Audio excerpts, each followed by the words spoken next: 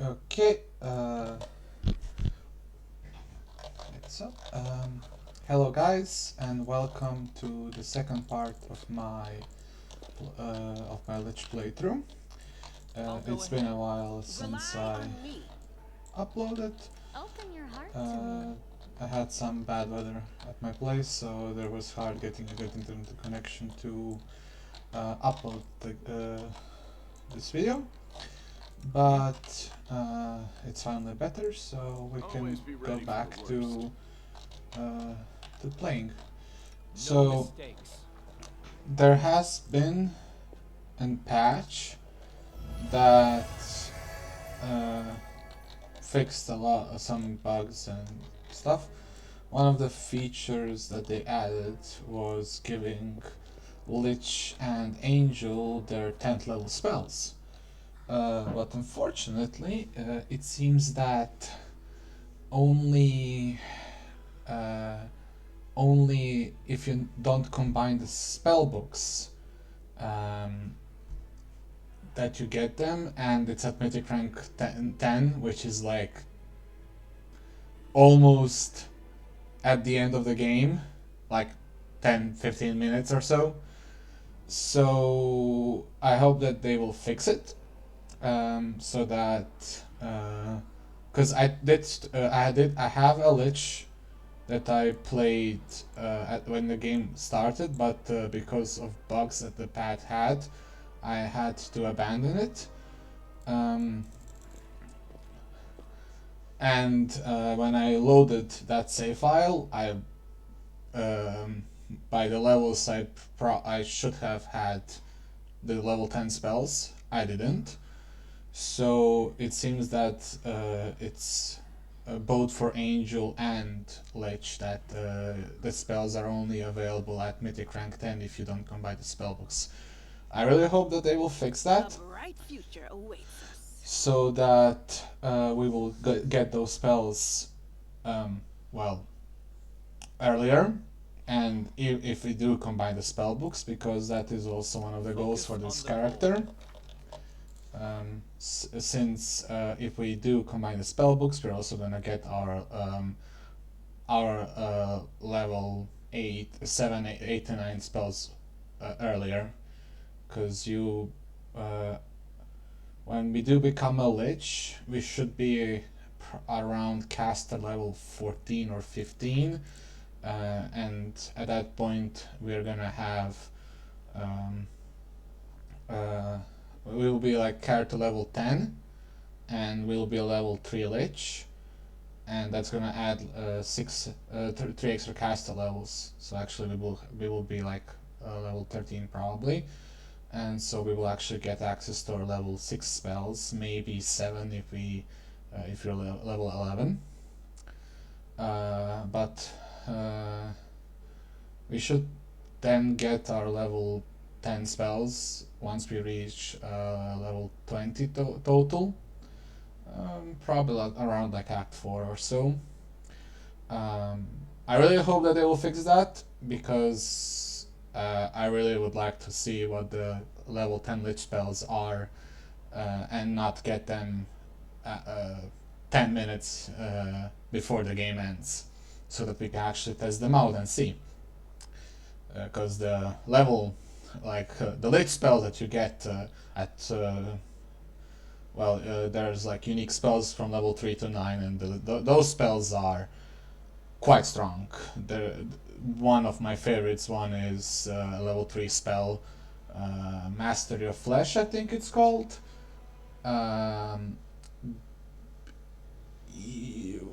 Well, minor spoilers, but you probably guys already saw some of them if you watched other people play the game, or if you yourself play the game, or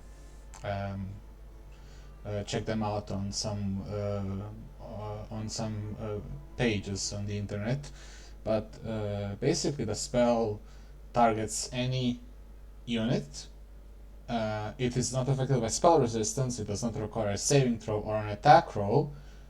You heal allies and you damage the enemies.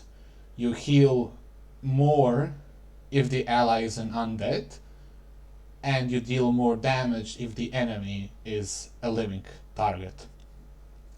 So it's it's a really good spell because, again, like, no spell resistance, no attack rolls, just straight up do damage to enemies. And like, those spells are usually like a saving, they require a saving throw, or they're affected by spell resistance. For example, there's a level 2 spell called Bone Shaker. It is one of my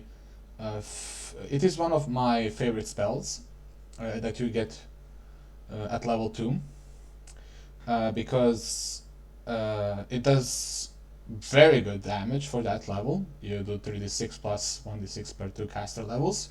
So once we're level 30, caster level 30, that's going to be a total of 18 d6 damage for a level 2 spell, which is amazing. And the only problem is that it's affected by spell resistance, and the enemy gets a fortitude save to half the damage. Still, I quite like it. There are other very good level 2 spells, like Burning Arc is okay, Scorching Ray is one of the better spells as well, but again, it's affected by spell resistance, and it also requires a touch attack. And the damage that it does is maximum of 3 rays, which is 12d6 damage, while, as I said, for Bone Shaker you can actually do 18d6, although they do get the save for half. It is a necromancy spell, so we will be getting a decent boost to the DC. Otherwise, yeah.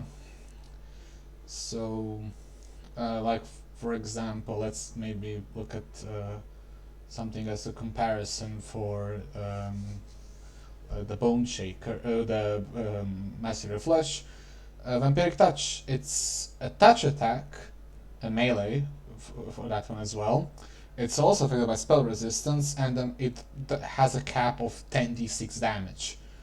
You do get some temporary hit points, but there is a lich spell that basically is like the upgraded version of this one. I used it on my first playthrough as a lich. It was insanely powerful. You get like 100 or so temporary hit points just like that, maybe even more. I wasn't even like that high level. I think I was like level 17, and I was the mythic rank 8. But Vampiric Touch is a good spell, don't get me wrong, but the Mastery of Flesh is just so powerful. It's just amazing. So yeah, that's just like some of the things that are going on and what's gonna happen. Again, as I said, like, I really hope that it's gonna get fixed, because I really want to see what the level 10 spells look like, and actually get to use them for a certain amount of time, and not just, well, you get 2 of them, two uses, and that's basically it. I am helpful, am I not? Okay, let me just check it's turned on. Okay, that's good. So let's go.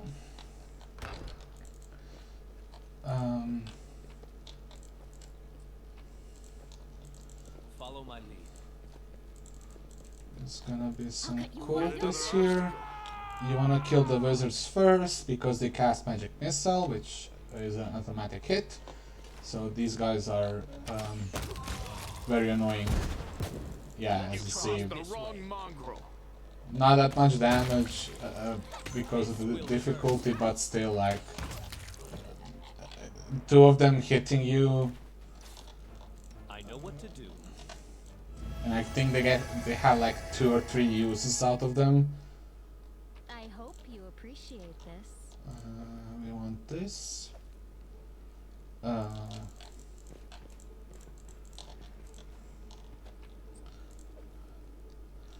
So I'm always checking out if they have masterwork weapons, because as you can see, for example, where are the date newest?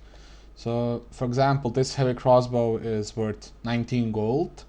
Camellia has a cold iron rapier, which is worth 200 gold when you're selling it. And this masterwork glaive is worth 100.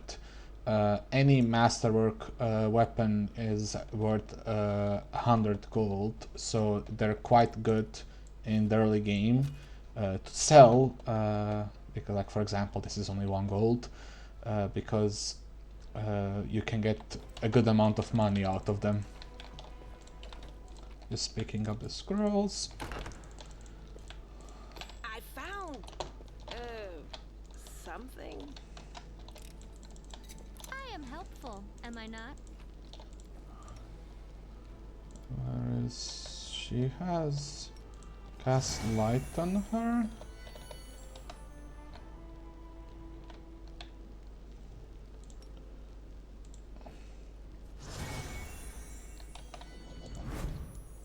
As it should be. There's some loot around here. Also, make sure to read. So, by read I just mean click info on any books that you find, because something might happen. You have learned something new from this book, and you can see that usually if you go to the abilities, and for special abilities you're gonna see these books. And so this book gives us a +1 bonus to attack and damage with glaives. And it also says like what type, like you might get like a sacred bonus, you might get a morale bonus, luck bonus, whatsoever. This is a +1 bonus as if we had weapon training with glaives, which is something that fighters normally get. So if you're using a glaive for your main character, these books are only applicable to your main character. As you can see, none of our companions get them. It can get quite good. There is one book that gives like 10 HP, and another one that gives you +1 to the DC of necromancy spells. So like that +1 DC is amazing for us because we are going to be using a lot of necromancy spells. That is not far. We are the light. There's a They cultist are the here. darkness. What's that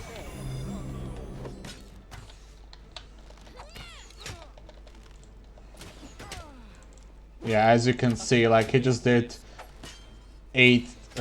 He did how much? 7 damage to our character. Even like with only half damage. Holy shit! This is so unlucky for me. I don't think I ever had like this. That he did like 2 hits in a row. Like holy, like that was just a lot of damage taken. Well, Yeah, like I have to heal her up. Okay, we're all the 7, not bad.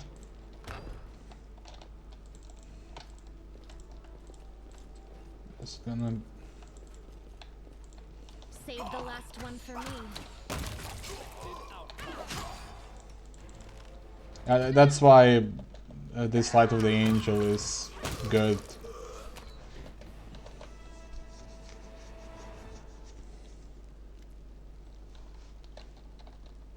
His name was Hovland? Did you know him?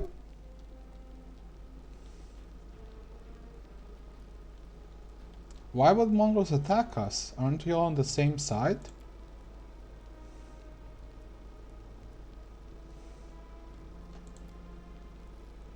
Or someone like who, for example?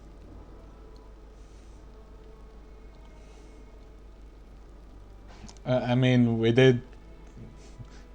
I mean, it's kind of funny here because we already know that she's gone, and like, where is she? I mean, we don't know where she went.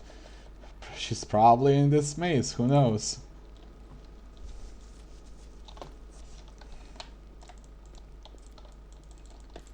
I mean, I personally like Lan more I as a am companion helpful. than Wayne Dog. Am I not? But if I was doing maybe more of a really evil playthrough, then I'll probably pick Wayne Dog over Lan. Now what You is won't that? survive me. Did we find trouble? No, they did. But as I said, we're going to be mostly, well, neutral.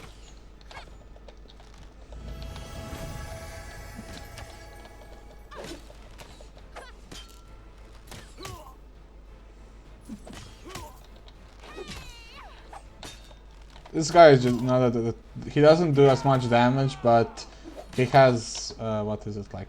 Yeah, he has a 20 AC, so he actually is a bit harder to hit. Because, like, for example, Line has a +7, Camellia has a, well, she has a +6 normally, but because of fighting defense, it's only a +2. Scylla as well, and we have a +4 because our attack bonus is pretty bad. The base attack bonus, I mean.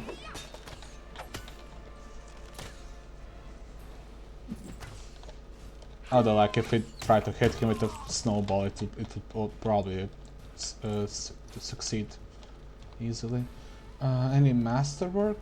No. No, cold iron masterwork. That's $200. I know the way. Masterwork, dueling sword.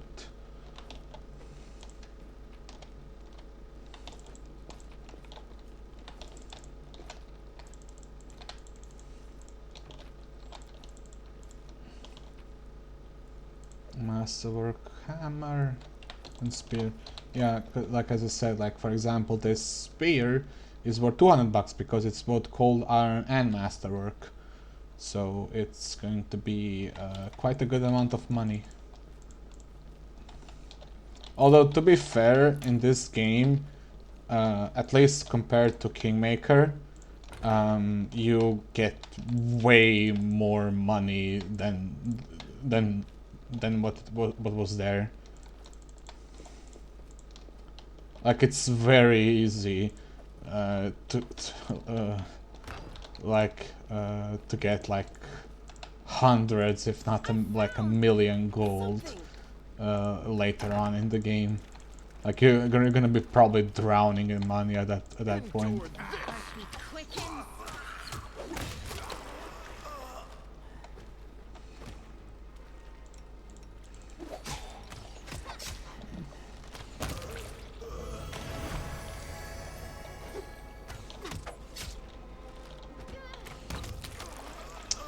What's with those crits? I mean, Camellia has a decent, like, she has 21 and AC and Scylla has 22. And we still get crit. Like, Follow my What do we have here?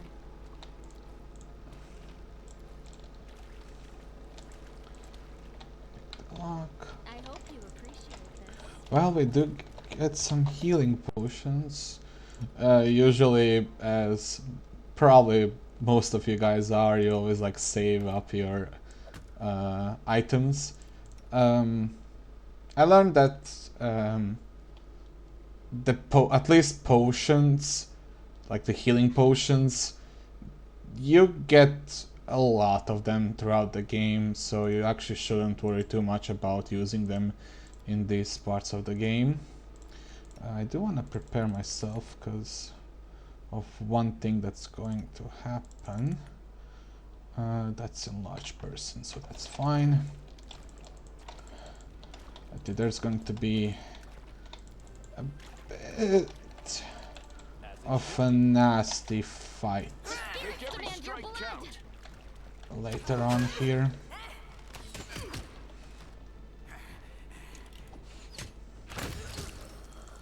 Damn. Give them the HP.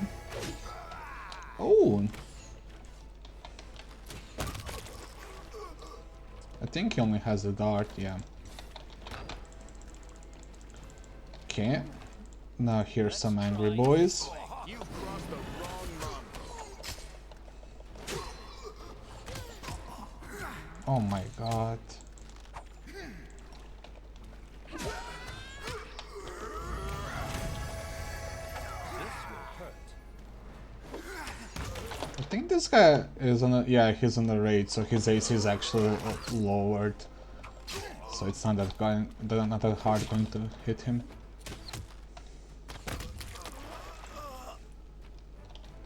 Yeah, give me that ring. That is not far. So Sela, you get a +1 ring, so now your AC is 23. Camellia, heal up. We're going to need it. I'll go ahead.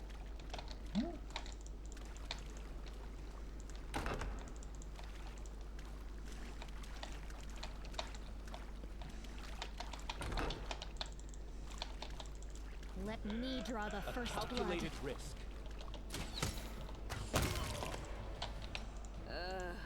Did I mess up again?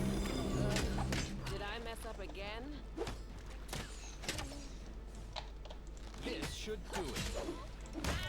Well, we are taking damage. Oh my god. Crimson. 2 hits in a row. What a find! So yeah. Okay. I mean, again, normally I prefer using spell slots than actual potions, because, well, potions, even though there's a lot of them, they're one-time uses still, like each one of them, while with spells you can just rest and get all of them back. No reason Our to victory And is certain. there isn't like a huge penalty for resting. You won't Like there are some time sensitive things that are in the game, but whoa.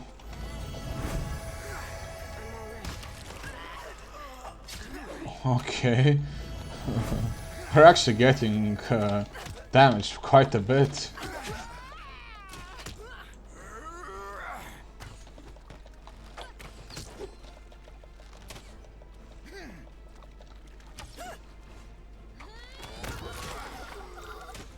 Oh wow. into the fray.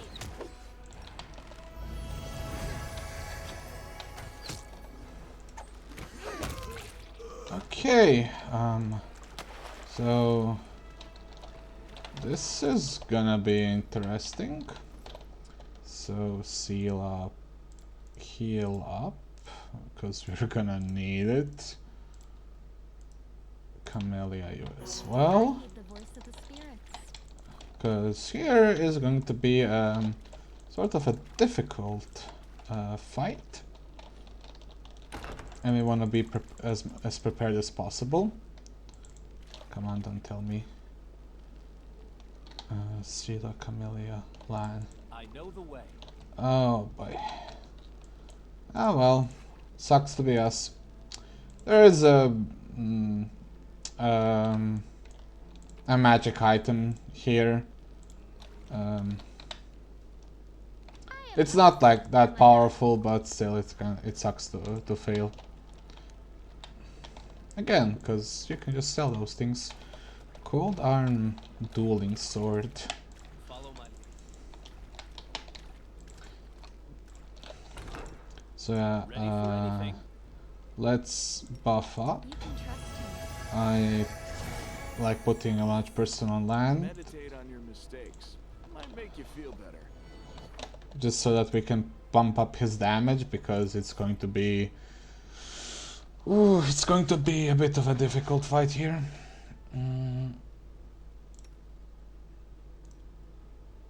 Let's give her that. Mage armor. I mean,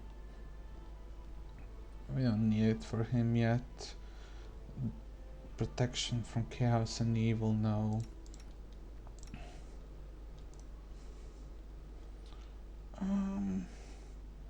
Sure, why not? Let's use it for now. It's not like we're gonna need it.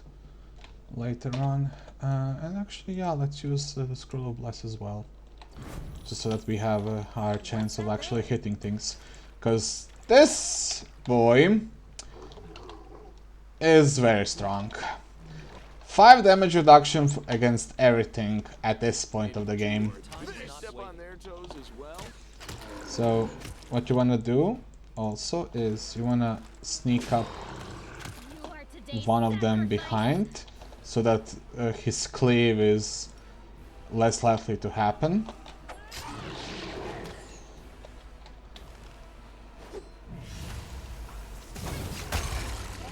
And it does cold damage, right? Yeah, of course.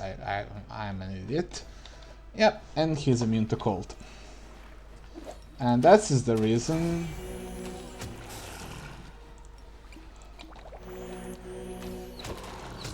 The main reason why this fight is difficult is because he has damage reduction 5. His AC is 16, which isn't that high, but still, yep, he crit us. So this is how it feels. And he applies a debuff, which if he hits you, and it does 2d6 cold damage. So you can imagine why this fight This is how it feels. is deadly. This will hurt. And even if you succeed on the saving throw against his freezing effect, it will still deal some amount of damage. Like as you can see, he dealt 3 cold damage and his attack did 6. He has a plus 11 to damage. Even a single hit. Like he can basically one-shot you if you're playing on core difficulty. He can almost one-shot you on core difficulty. This'll leave a bruise. Yeah. The inheritor, guide my Calculated blade. risk. Make every strike count. This is not my time yet. This was unexpected. And that's kind of the reason why I wanted to use a large person on LAN, even though it reduces his attack to because you get -2 to Dex and -1 because of the size. He only has a +5. Although at level 3, yeah, he's going to be using his Wisdom. So, for example, he actually wouldn't get them -1 from Dex, because his Wisdom modifier would be higher, which it is now. But I wanted to kill the WotR Mantle first. So at level 3, we will be picking up... normally I like getting dodge on, well, most of my characters first, if I can. Let me just check something. Combat reflexes, precise shot. So this is... Sorry about that. Yeah, let's pick up Deadly Aim first. It's only a -1 penalty, but we get a +2 to damage. And of course we're going for longbows. For him, if you're going 20 levels in Zen Archer, it doesn't really matter if you go longbow or shortbow. I personally prefer getting the longbow. The main reason why is because as far as I saw in the game currently, you get a composite longbow way sooner than what you get a composite shortbow.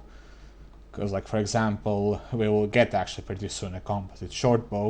I mean a longbow, and so he actually can dish out quite a lot of damage. All ears. Like he actually would. Well, okay, this is now because we actually have a +4. Because of the size, but normally it would be 1d8. Well, he does, yeah, he gets a +2 because of Deadly Aim, and we will actually get a +3, now it's a +4 because of a large person, but it's going to be out in 3 seconds. Let's just wait that. So yeah, like it's 3 to 10. Once we get a composite longbow, it would actually be 6 to 13, which compared to everybody else, well, yeah, I mean, Scylla has a +4 to strength and a really good longsword, but like our character is only 1 to 10, she is 1 to 6, and Lan would actually become 6 to 13, which is quite a lot of damage. Camellia, Shaman. Camellia is your go-to character for trickery. She starts with skill focus trickery because she's a half elf, so she gets that skill focus feat as a bonus feat. Her trickery can go, I think, up to like in the 50s, or maybe even more. I'm not actually really sure. Weapon finesse.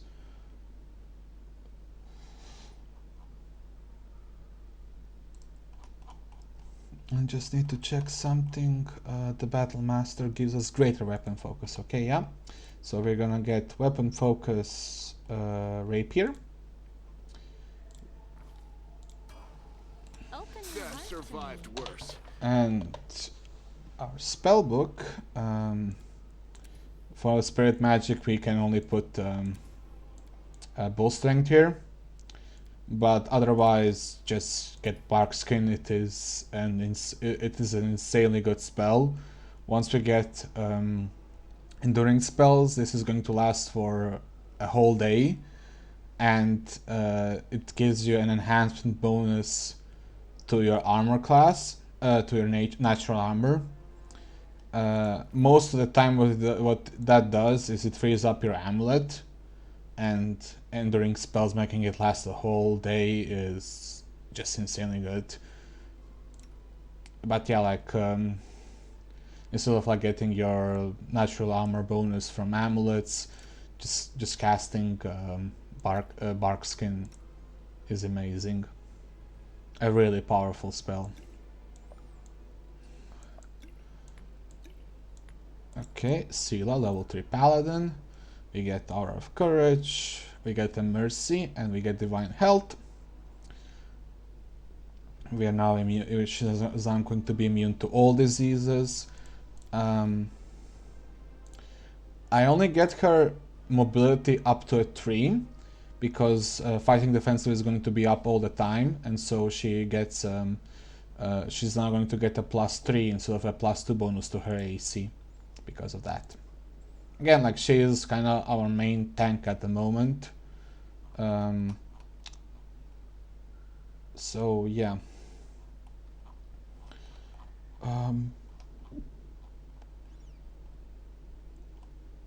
As for our feats, we got shield focus, so let's take armor focus, heavy armor. So now that's another bonus to AC.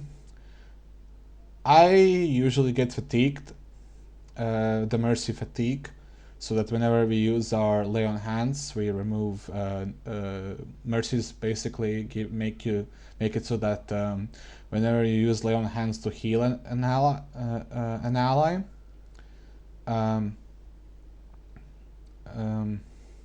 well, heal anybody actually, I think it is, but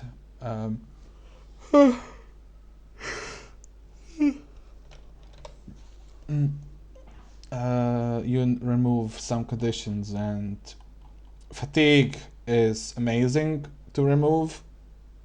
There are spells, and also if you don't want to rest and your characters are fatigued, for example, or later on even exhausted, if you cast Lay on Hands and remove those conditions for I don't know for how long, but you're gonna have a few extra minutes or so of not getting that condition back. So it's quite nice to give yourself a little push if for example you're going inside of a dungeon and you don't want to rest because of reasons or whatever. But it's amazing to get overall. As well, there's spells which can inflict fatigue or exhaustion on your characters. Since you're going to be undead, it's kinda not necessary, but for this stage of the game, it's really good. And our main character, we're now level 3. Unfortunately, level 4 spells since we were sorcerer. And our level 2 spells are we get them at level 4 because we have slower spell progression, but it's fine. We get one more persuasion, and now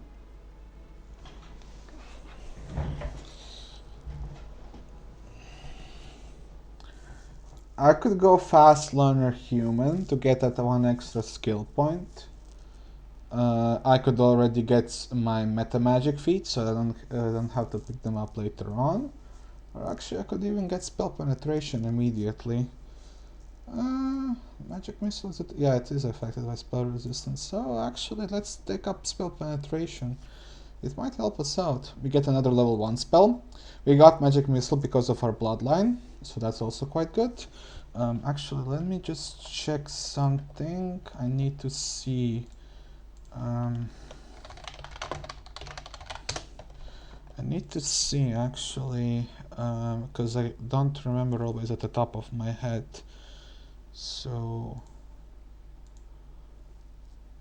okay. Let's see.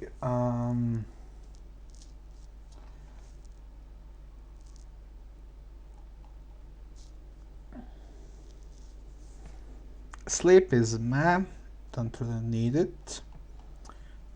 I could go with Ray of Enfeeblement.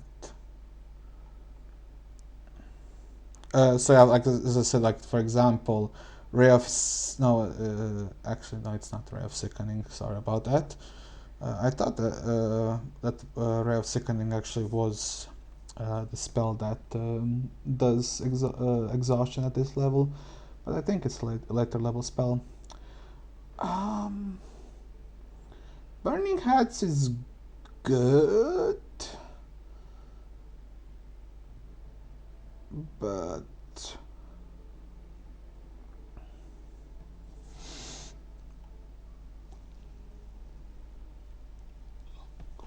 I might just take shield for now.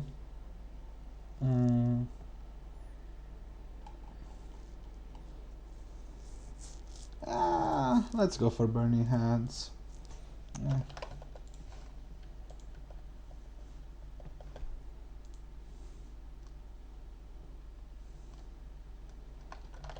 So the spell that we get when we pick up the bloodline is Cause Sphere, so I don't want to take that.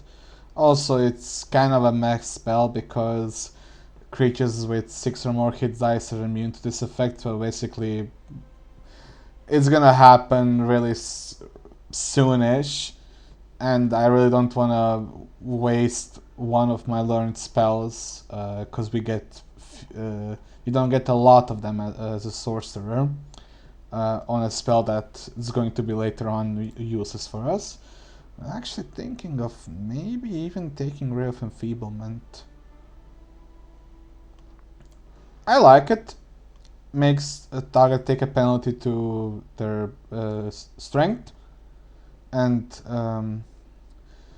I think that this does not count as ability damage. This is just like a penalty, so you can affect people that normally are immune to ability damage and drain. A ranged touch attack. Penalties a maximum of 1d6 plus 5, which is at 10 caster level 10. But otherwise, like, I mean, at level like 3, we still get like at least they still get like a 2 penalty to strength, which is equal to a -1. It's a -1 to their modifier. Can be useful. I'm not saying it's an amazing spell. Like, that's definitely magic missile for this. Mage armor also. Shield as well for these levels. The only reason I'm actually not picking up shield, I might pick it up later on in the game, But there is a not a necromancy spell. I mean, there is a lich spell that you get later on, which is just basically the improved version of shield, which is really strong. You get a bigger bonus, and you become immune to crits as well. It just bonkers. It is. I think it's a level 6 spell though, so it is much higher level spell, but still. Yeah. These two spells. So yeah, now we get combat casting, magic missiles from our bloodline, which is quite good. Where I can. Because we're a sorcerer, we don't need to we just get extra spells. But Camellia, we did have to. So just always check out your spell box after you get the level up. Nature's Ally is okay, but there's actually something that we're going to get later on. As it should be. Isn't there? Yeah. This ring, flow of water. It gives you a +1 bonus to saving throws against spells that are against cold spells, and +1 DC to spell for your spells that have the cold descriptor. So, for example, Snowball is actually a cold spell. So, for example, now Snowball has a DC of 16.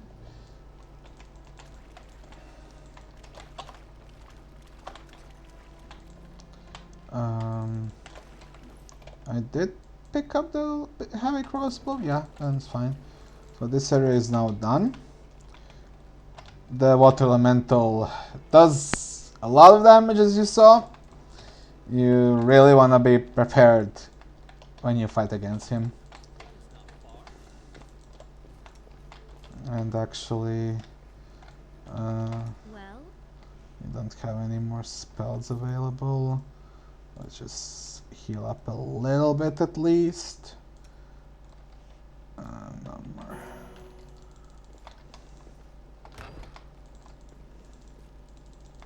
The light Yet another take obstacle. you.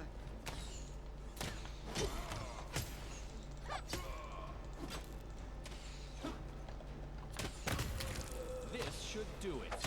You've crossed the wrong mongrel.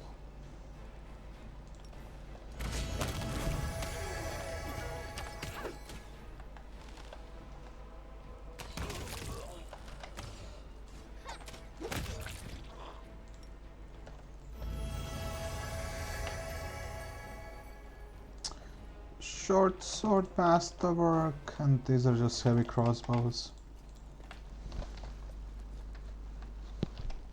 I am helpful. Am I not? We will be victorious. Go for their hearts! Into the fray. I'll cut you wide open.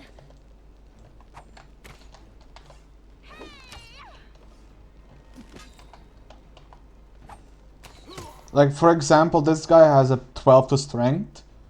So if I were to cast Ray of Enfeeblement, and if he failed his save, let's say I even rolled a 1 only, I would apply a -2 penalty to his strength, so he would actually have 10 strength, and his attack bonus would be... So for example, he has a base of... so he has a +6, he would actually only have a +5. Again, like... It's not a huge penalty, but still, even that slight penalty that you do to enemies to keep your guys alive... I value defense a lot in these types of games. I think that the longer you guys can survive, the better. What's on your mind?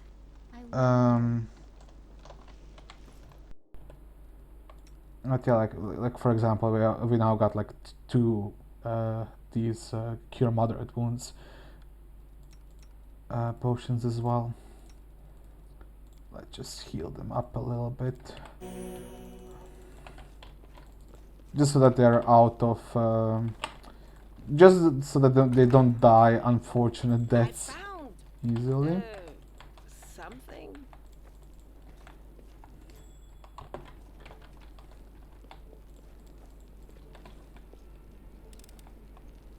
hope like for you example, appreciate Camellia. Where is it? So it's okay. It's only DC of 10, but she has a plus 14. Like she rolled a 2 and she still succeeded. So that's why I think like when I was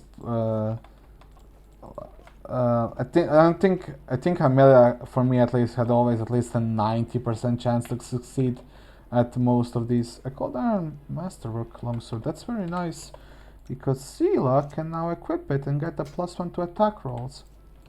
And since it's called Iron, demons actually most demons have a damage reduction against everything that's not called Iron. The inheritor. Save the last one for me. Yeah.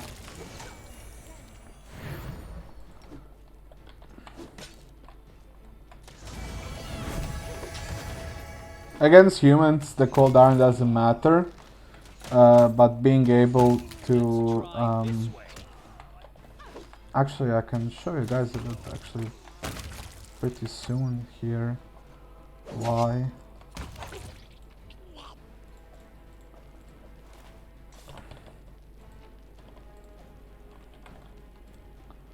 So let's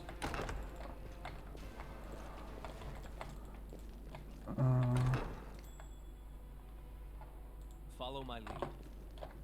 Camellia, go around. Ah, that was my bad. So yeah, there they are. So that's a dredge. That's a basic demon that you can find. I think they're one of the lowest ranked demons that there are. But like for example, a 26 in stealth. What? Holy, that's insane. But as you can see, they have 5 damage reduction against everything that isn't good or cold iron, and like this is a level 2 CR2, so challenge rating 2 monster, and look at their like stats.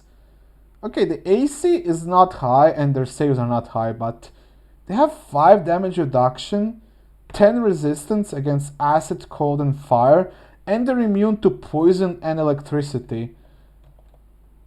Like you will have a hard time normally killing those guys if you don't have something to counter these, like sonic damage, negative energy, stuff like that. Like for example, if he had a cleric and he had the channel negative energy to harm living creatures, but like these things not impressive. Okay, I mean 26 and stuff, but in this game it doesn't matter. But these things, their damage is abysmal, like 1d3 plus 1. It's nothing, and only a +4 to attack.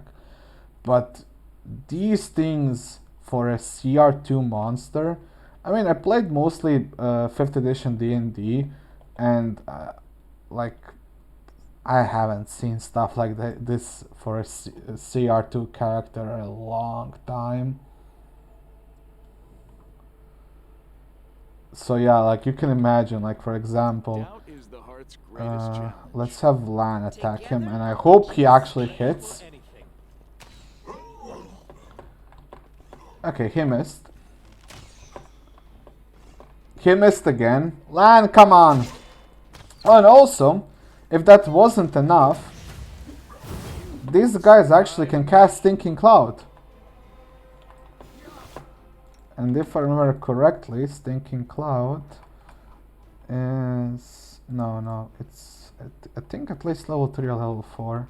Yeah, level 3. So they cast a level 3 spell that nauseates living creatures if they fail their save for 1d4 plus 1 rounds. So as you saw, Camellia got affected by it, and as long as you remain inside of the cloud, the effect is permanent, but once you get outside of it, it's 1d4 plus 1 rounds. But yeah, like Sila, yeah, actually I can show it now. Lan rolled high. He actually rolled maximum damage, but because his weapon is not called iron or good, he dealt only 6 damage instead of 11. These guys, they might not look much, but they're tanky actually. This will hurt. Like, this is just insane for As it me. should be. Even worse are technically undead in this game. I think undead are classified as like CR 3 or 4, I don't know, like the basic ones.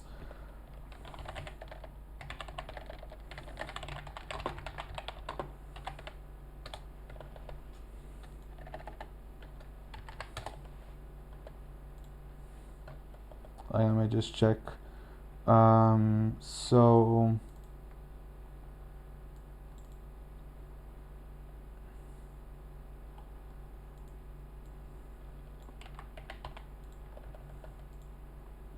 I think this is the one. So a skeleton champion, which is a CR2 creature, has 21 AC, 17 HP, damage reduction 5 against everything that isn't bludgeoning, is immune to cold, and has all the undead stuff. He has a +7 to attack and does 1d8 plus 3 damage. So in comparison, Sila level 3, 24 AC, +8, 5 to 12, but she has no damage reduction, no immunities or whatsoever. Like the base undead that you fight, like when I was playing Kingmaker, and I think I was like level 3 or level 4 maybe with my party. My party on the first try got destroyed because we just couldn't do damage to those guys. I had no bludgeoning weapons, and I actually was, instead of using my channel energy, channel positive energy, the energy to damage them, I was using it to heal my guys, which was a mistake.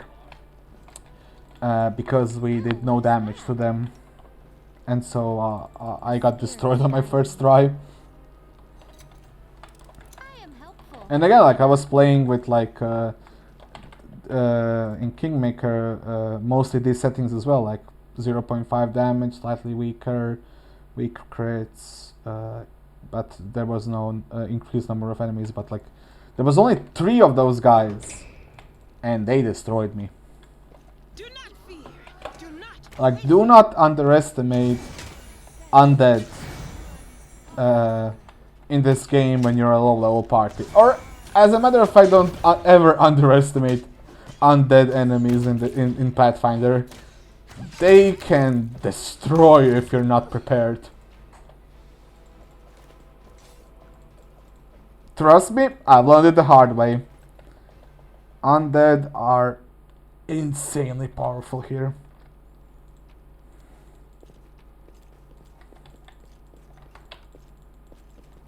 Like sure, when we are high level and we get to cast Animate Dead, like this is the spell that summons those basic undeads that you normally get to fight. Like we're going to be level 8 when we get those, level 7 if we were a wizard, or level 5 if we're a cleric, and oracles get them at level 6.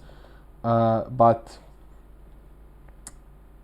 later, these guys are just basically meat shields because they don't have good stats to keep up, but they can at least tank a hit or maybe 2, but no, usually just a hit. Like they just become meat shields.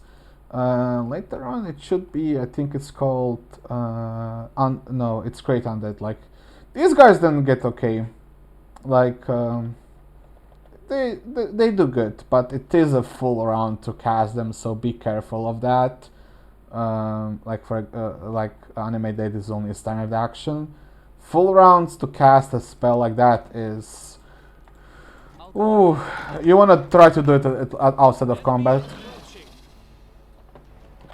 If you can get away with it, to cast it outside of combat. At least to summon one or two of them, maybe. Because normally what I do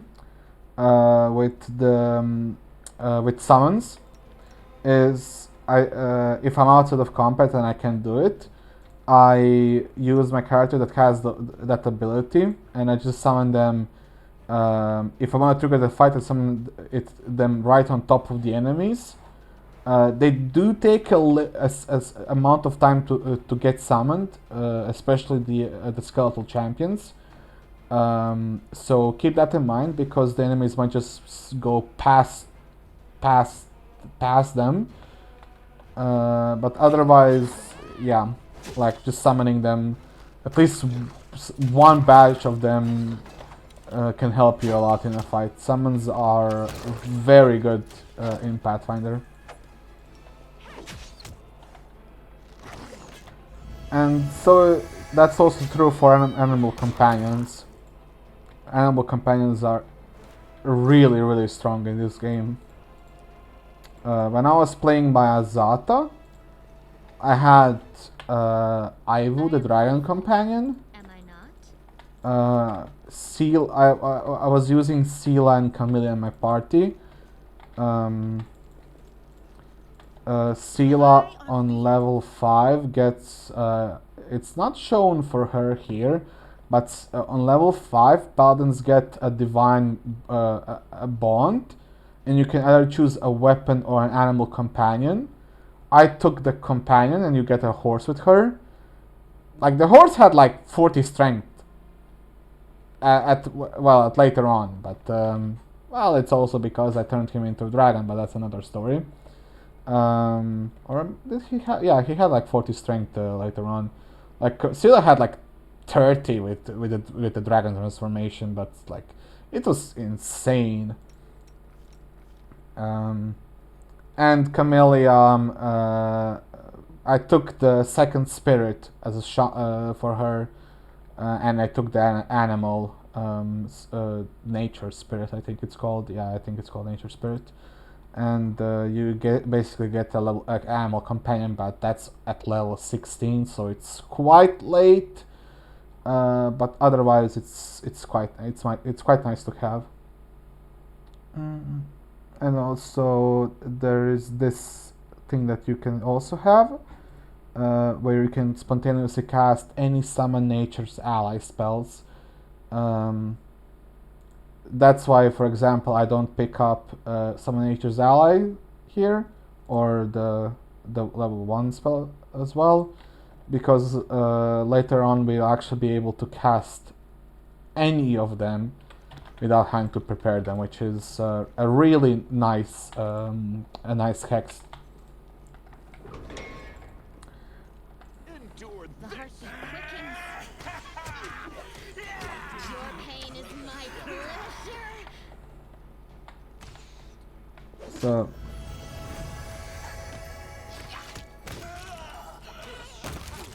Did you see that?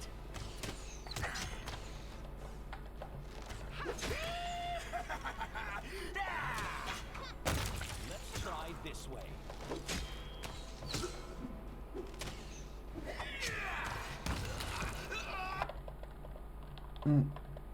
today's episode will probably not. I forgot to mention when I was at the start. I will try to keep these videos around 2 to 3 hours long, like not too long, but also I don't want them to be too short. I hope Today's episode might not be that long. It depends. I mean, you guys will see when it comes out. But yeah, because I'm kind of a bit tired for now, but we shall see. Nice. I mean, this is gonna stay the same, but flat footed is gonna be higher. And yeah, so this is what I was talking about. you get the composite bow, long bow that is, super early. Also, by the way, it is 100 gold as well. So this is actually, I mean, we have money, but I think when you buy stuff, it's more expensive. But yeah, like getting a composite longbow, lance damage is now 6 to 13. And he still has he has a solid attack bonus.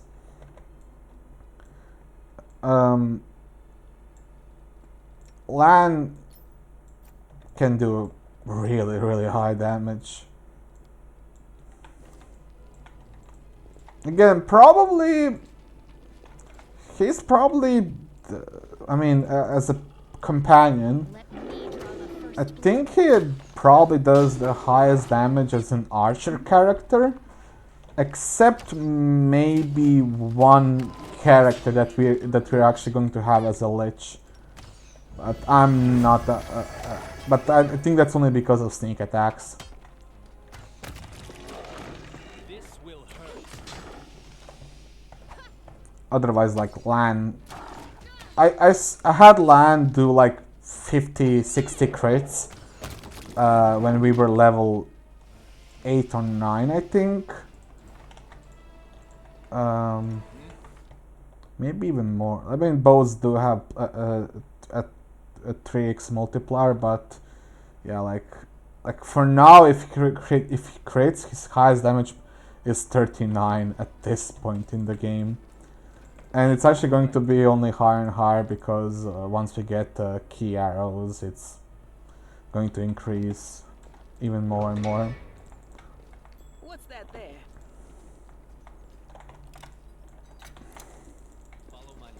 For archer companions, I mean, I personally like Rushala the most. I just like her story a lot, that's why. Make every Plus, she has really good stats as well. I mean, you guys will see, like once we get her, that her stars are bonkers compared to normal stats of a character. But her stats are another reason why, the only reason I have to be honest why I like her. As I said, like her story is quite nice. She is a really good companion, like nice story, and I actually like the espionage master as a subclass of ranger. Normally, I am not a big fan of ranger. I think favorite terrain is meh. Just not useful in most cases.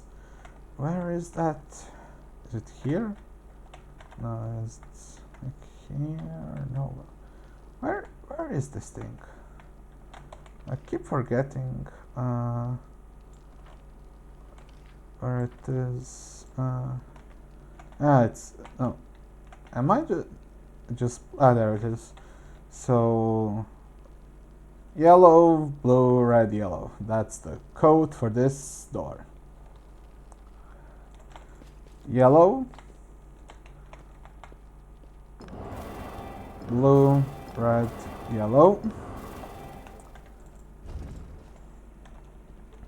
But yeah, like espionage master, she gets a big bonus to her perception and to her stealth, and I think she also gets it for, I think it's bluff or diplomacy, I'm not really sure. Like to her skill checks, she gets some other like little features, and instead of using wisdom, she uses charisma for her spell casting. I mean, the espionage master, that is.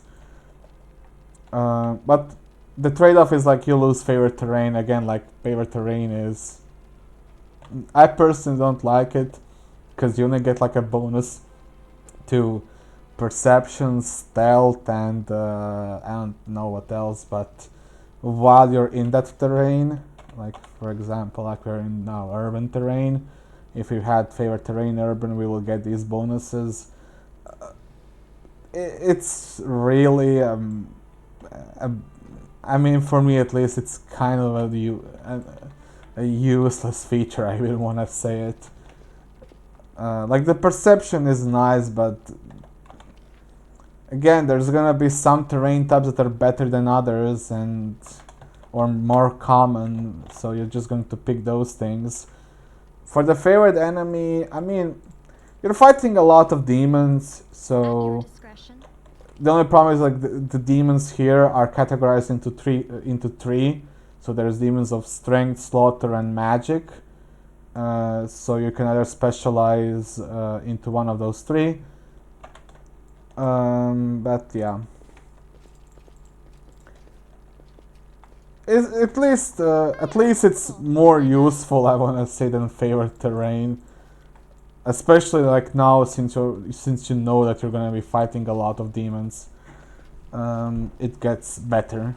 But that's only because you actually know what you're fighting against. Like in Kingmaker, there were a lot of different types of enemies, so favorite enemy was like meh.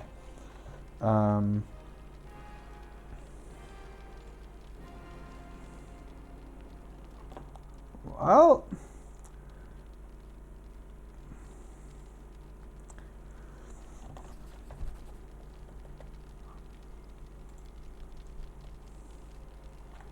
we got a cool sword.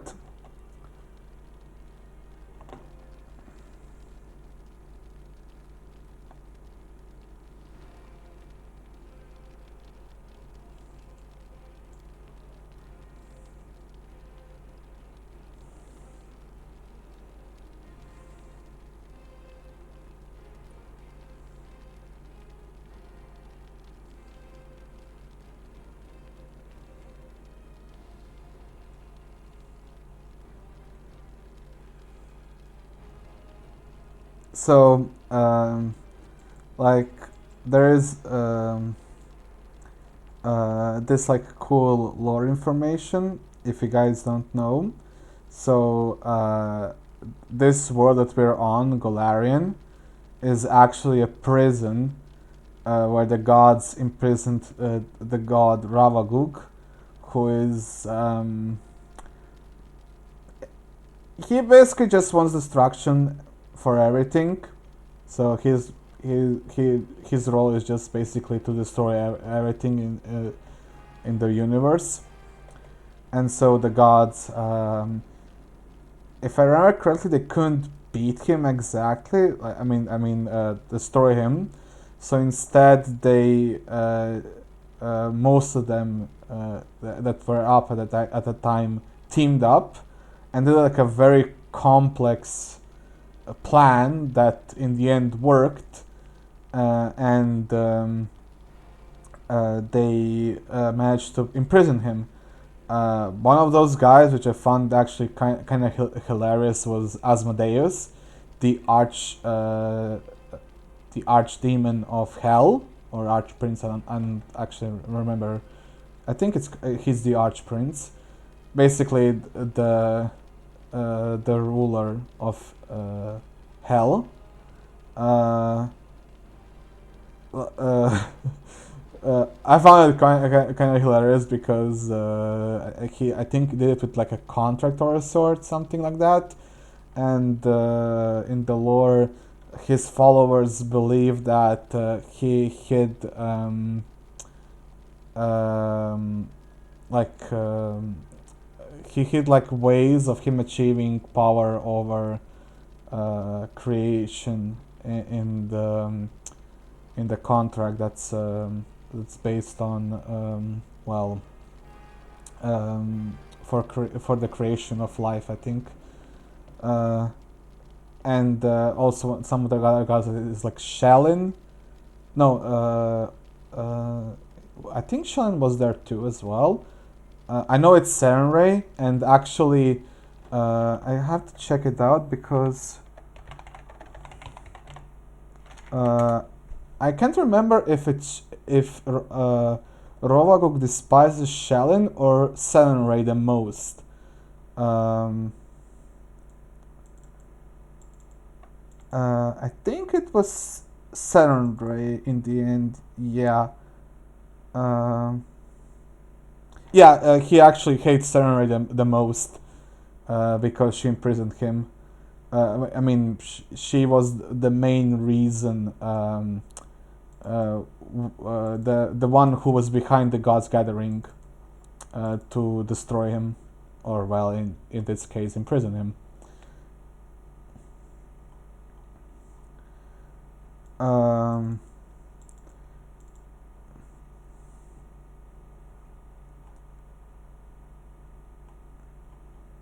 but yeah, he is. Yeah, that's an interesting piece of lore.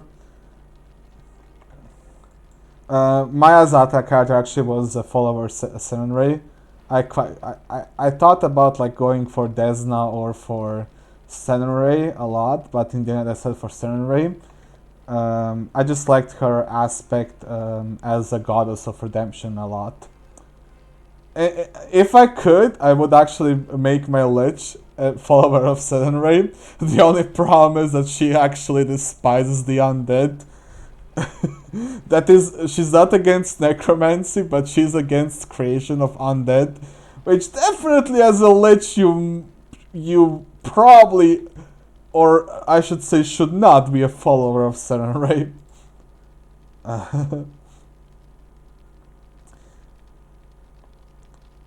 So that's why I went for. Um,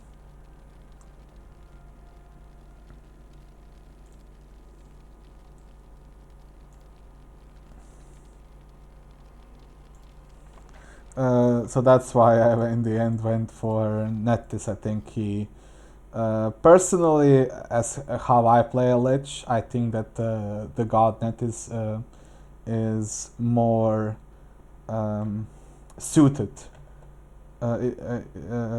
for my character here.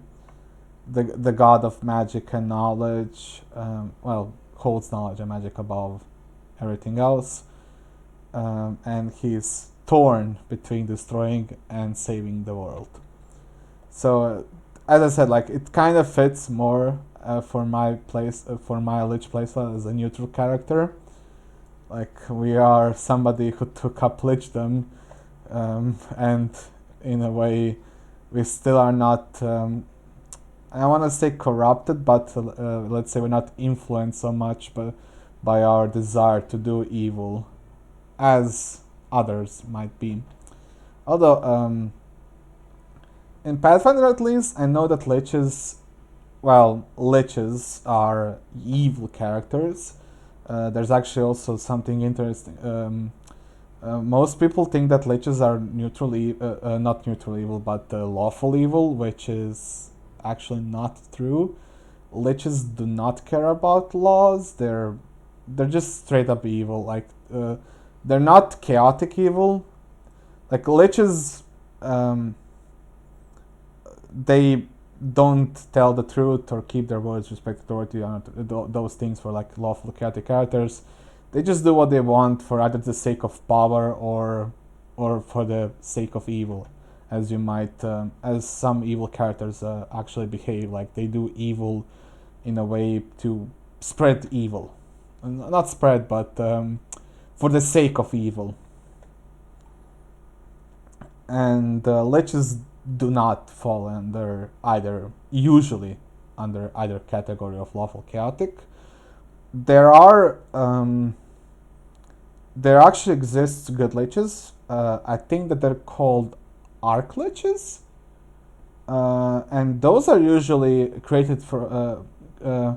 The process of becoming an arc lich is, as far as I saw, is different from becoming a normal lich, but they're basically the same. It's just that their process is just different, and normally liches are evil while arc liches are considered good. But yeah, I mean, for me personally, I think that liches could be whatever they want. At least in Pathfinder, it's kind of more, um, in a way, more specific, because like you actually have spells that have like evil descriptors, or let me just check if I can find the not you, where are you? Yeah, this is a good spell. Like you actually have spells that have descriptors of being good or evil, which personally I don't agree with those things. I think that spells can't be considered good or evil. It's kind of like you're using a tool. Is a knife evil, and that like debate or so on. Whatever you want to call it. But like for example, like energy drain, like you're draining energy from a creature. Now this is not evil, but when then you raise the dead, it's wow, you're an evil character.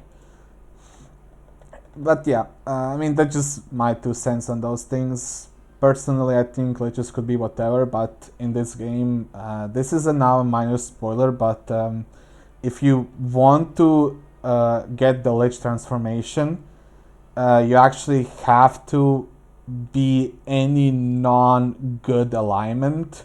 The guy who is your, let's say, the advisor will basically tell you that you cannot be good, and you actually will get a quest that tells you to change your alignment to basically anything that is not good.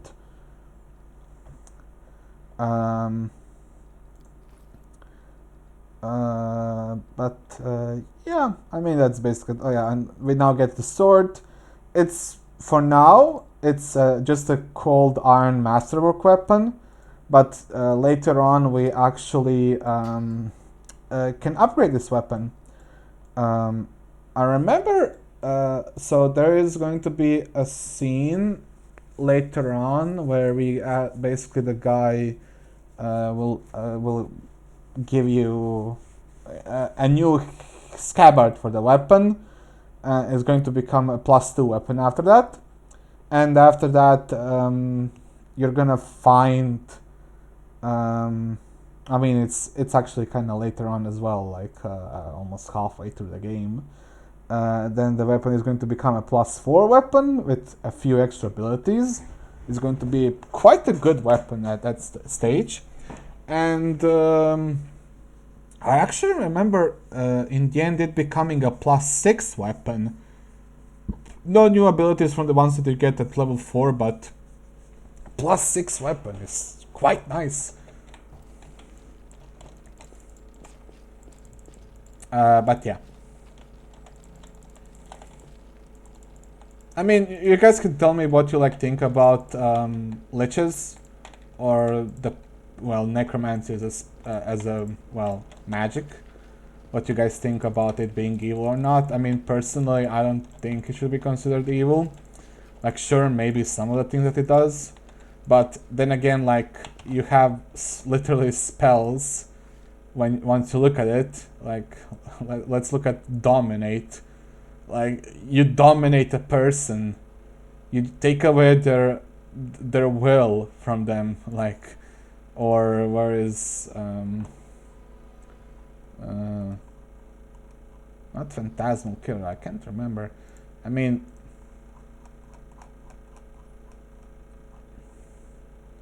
I actually can't remember, but there was like, I mean, like, let's just look at fireball for example. Like you're just throwing a fireball to kill people, and like you have bone shaker, which is you rattle somebody's bones, or bone shatter as a bigger spell. But yeah, like like dragon's breath, like you breathe fucking fire or whatever you want at enemies. Fear is. I mean, okay, sure, fear isn't an evil spell, but still, like, where is the like finger of death? It's just a death spell.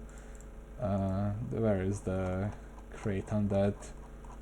Yeah, there it is. It's an evil spell. Like the moment you summon,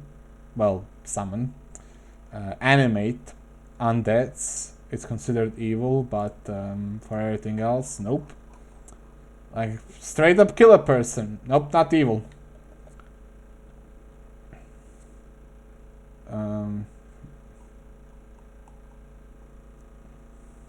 like I said, I mean like dominating, or I mean in a way actually overwhelming presence. I mean, okay, this is more like, I wanna call it trickery type, because you just make people believe that you're divine. But like, where what else could there be?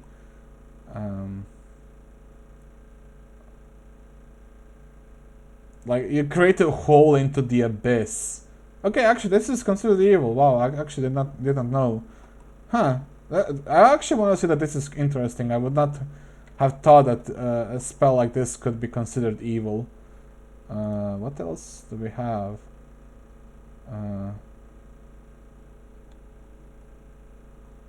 Insanity. Like you straight up make a person insane. Okay, like you make them confused actually, but still, like you have a spell that makes a person insane. You mess with their minds. Like enchantment and illusion spells do a lot of enchantment spells actually mess with the mind more, but invisibility just straight up deceives people. Okay, I mean sure that's more, you could say, chaotic in a nature, but enchantment spells mess with a person's mind and their free will, like like dominate person or dominate monster. Feeble mind, you make a creature, well, dumb. Like you make people have intelligence and charisma of 1. Okay, like intelligence is the ability of reasoning and applying a logic, like that stuff, and charisma is like a character's power of personality and appearance. So you make a person dumb and have like no appearance or personality, and yeah, that's not evil. Okay.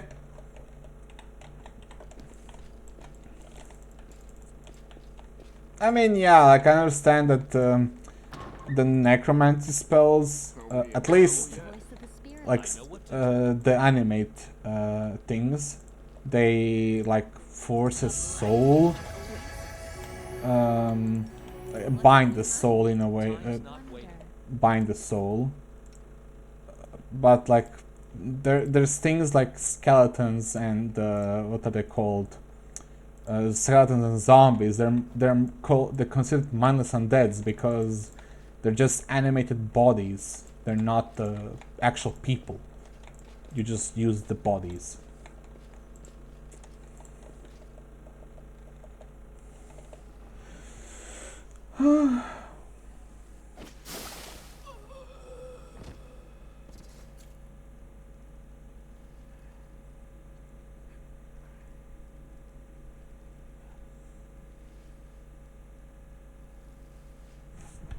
This dude has a nice beard, if you guys can see it actually, but that's quite a nice beard.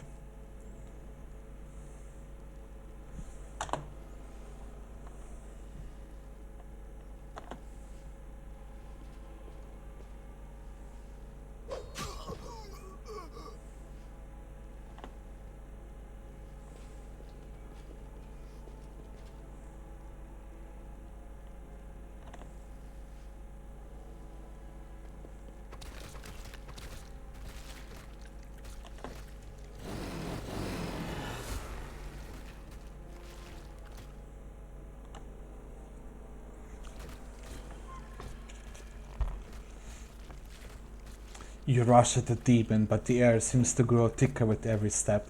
You feel like you're watching from underwater as you see the mongrels fall to the knees one after another and crawl to the Asimar's body. You hear their fangs stirring through the flesh, you hear the sloshing of blood, you hear the former mongrels snarl like animals, fighting over the most tender and juicy bits of meat. Your companions right in agony, one clutches at their head, another doubles over. You feel saliva pool in your mouth. The metallic tang awakens hunger in you. The hunger turns to rage. This winged field dares to try to bind you to its will. It dares to tempt you with the sweet scent of meat, untainted by corruption. The wretch must die. Die! And still, the clarity resonates with you. Somewhere deep down beneath the veil of rage and anger, you sense the light trying to break through. Okay. Oh.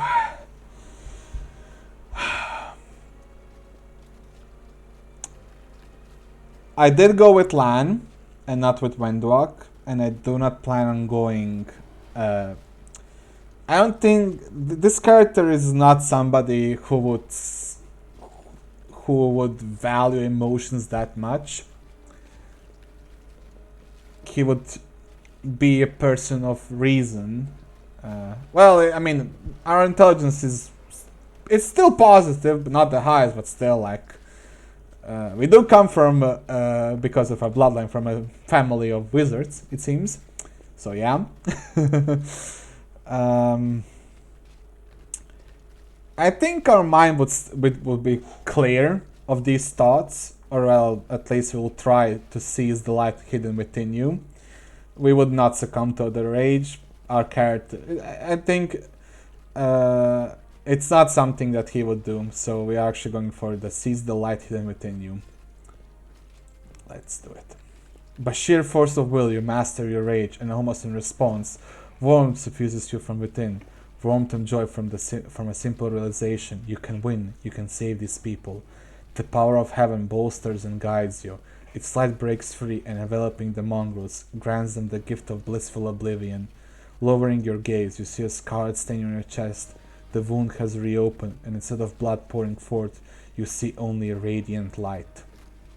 And boom, you get this bolt of justice in your face.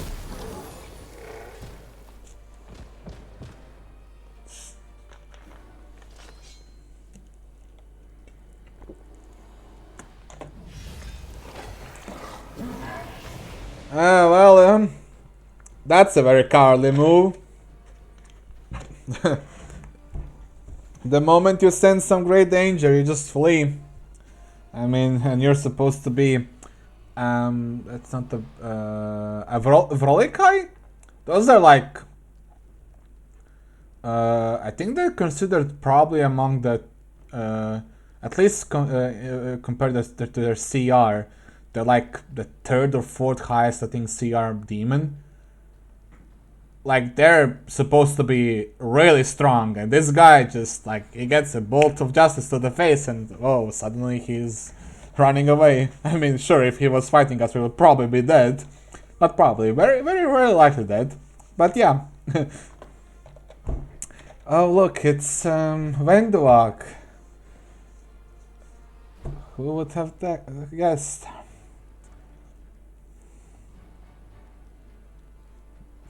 I mean, this, for me at least, it's interesting. Like, she doesn't want people poking their noses, and like, it's kind of our deal as well.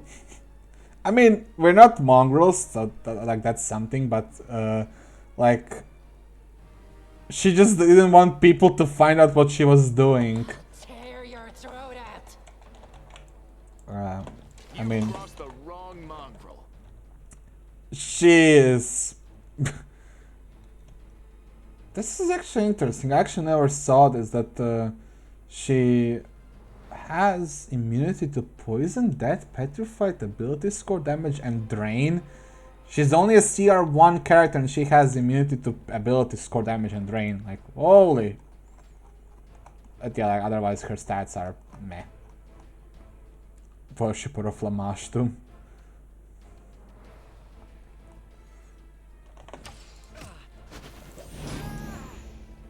And be careful in a way you wanna kill Venduag, because she's gonna be focusing your character, and if you don't have high AC or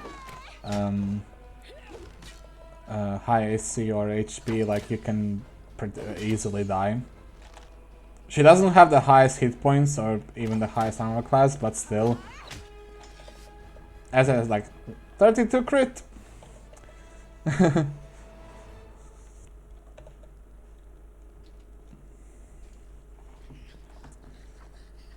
I mean, look, Our like, victory is certain.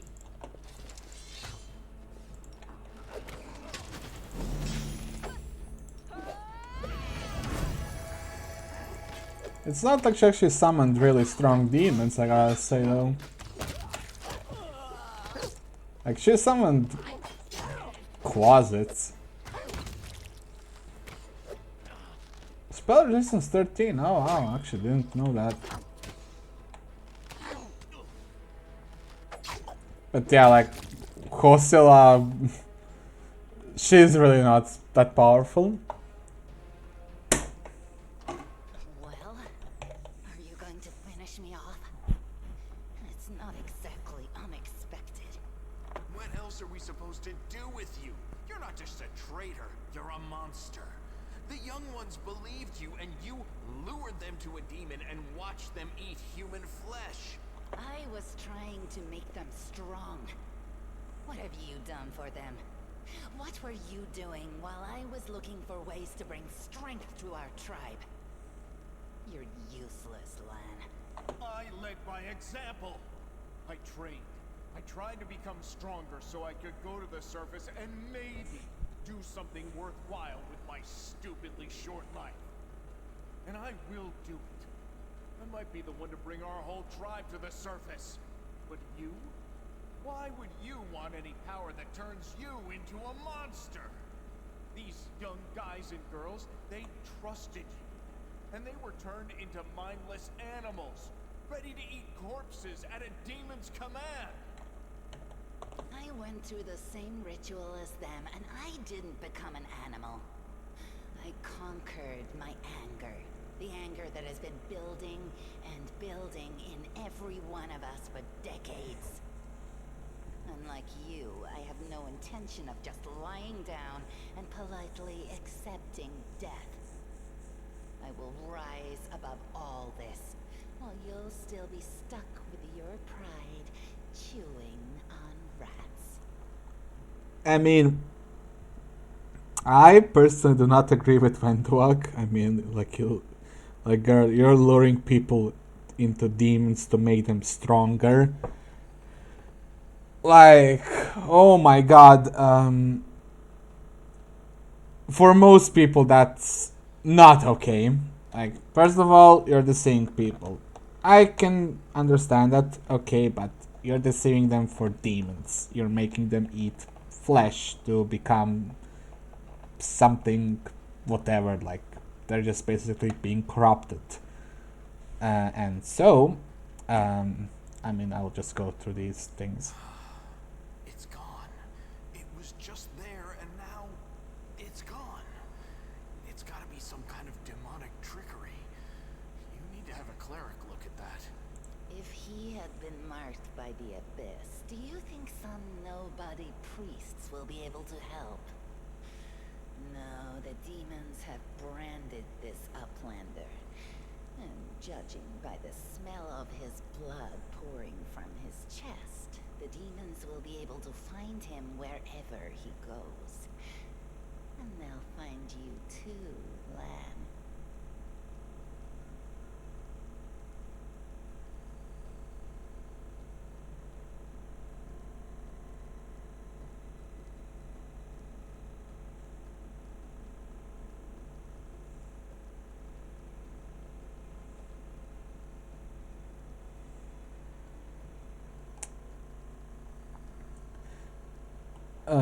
I mean, as I said, like,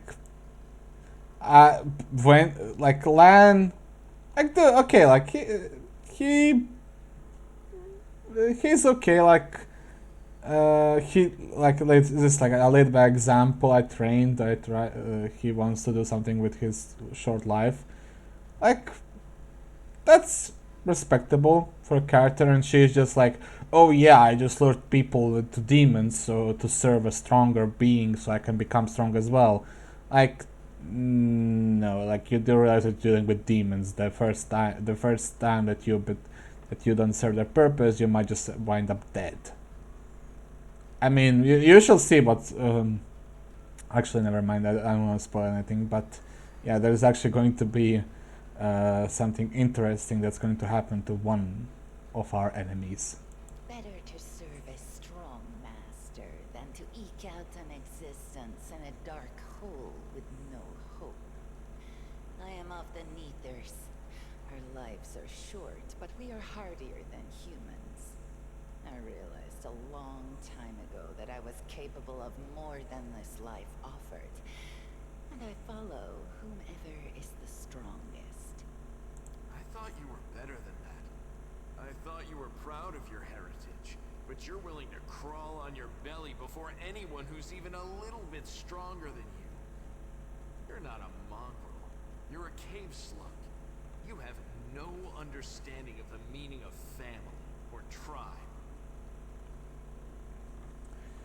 I mean, yeah, like, he pretty much said it like right. To crawl beneath anyone who's strong, like, the more accurate word would be slave, but yeah. Oh, so now you think you know everything about me.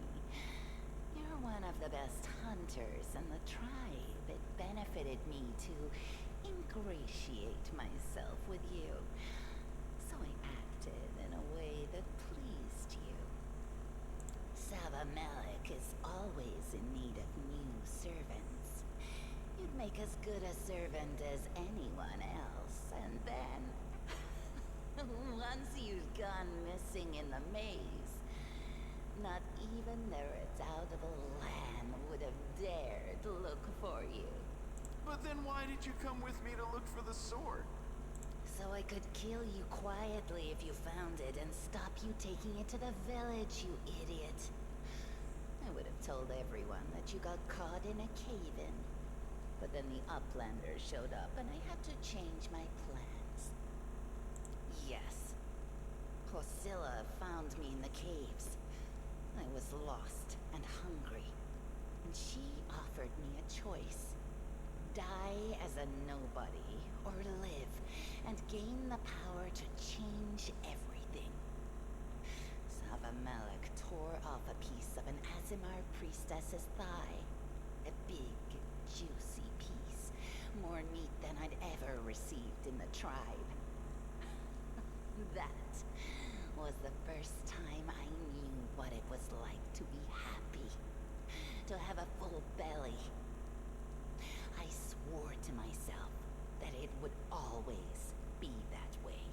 Then the madness and rage took over. I came very close to turning into an animal, no better than the weaklings you saw in the maze.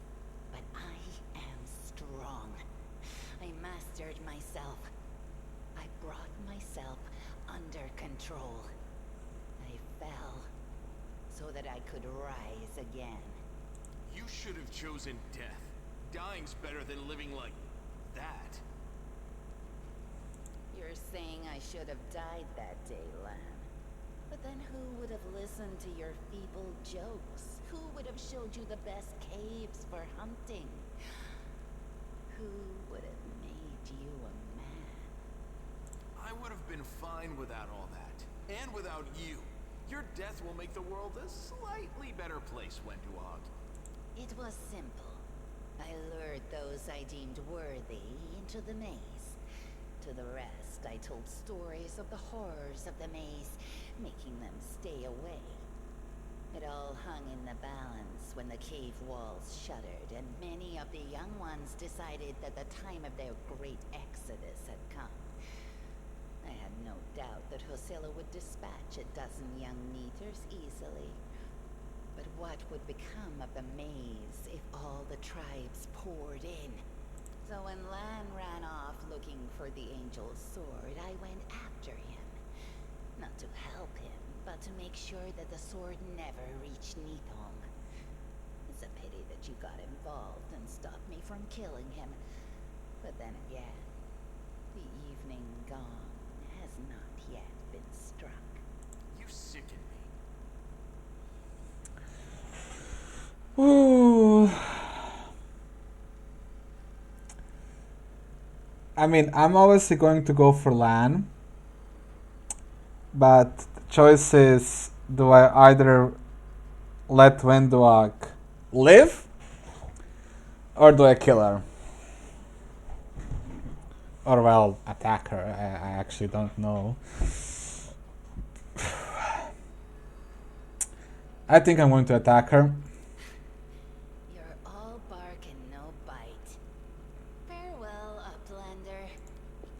Oh wow, actually. I actually did not know that she actually still escapes. Okay, that's actually interesting. She's gone. But next time, she won't get away. Damn it, Wendy. Yeah, actually, I did not know actually that she still survives no matter what.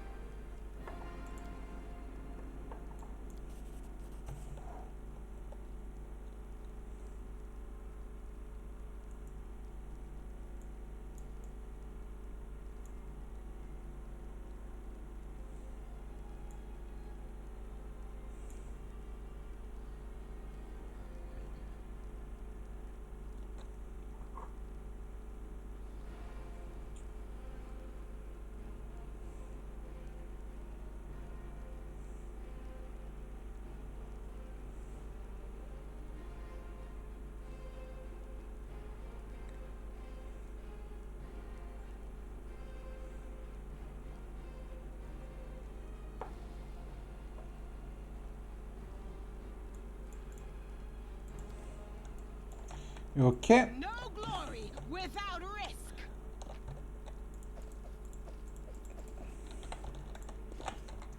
We get Marching Terror, a glaive. It's a +1 weapon, and if when you hit an enemy for the first time, it reduces extra negative energy damage, and everybody else will have to make a will save or they will become frightened. It's an alright weapon. I mean, my only the thing is that it's only when you hit a new enemy for the first time, so it's only applicable for one hit per enemy. Not that useful. That is not far. I mean, for these parts of the game, it's alright. Like, you're not going to get that many hits against most enemies, but still. The 1d6 extra damage is fine. Oh yeah, they do have Master of Scimitars. I forgot that. No, that's a regular scimitar. Again, these things are 100 gold.